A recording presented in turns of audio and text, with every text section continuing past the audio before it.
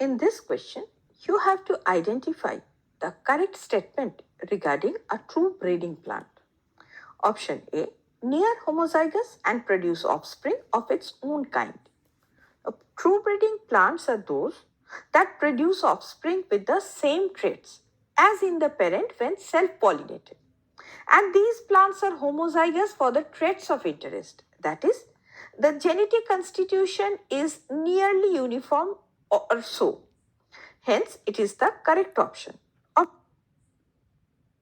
Option B, always homozygous recessive in its genetic constitution. This is incorrect because true breeding plants can be homozygous dominant or homozygous recessive depending on the trait. Option C, one that is able to breed on its own.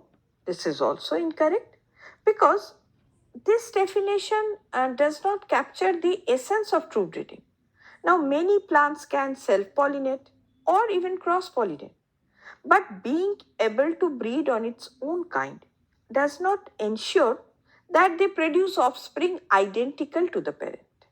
Option D, produced due to cross-pollination among unrelated plants. This is also incorrect because cross-pollination among unrelated plants introduces genetic variability, which is not applicable for true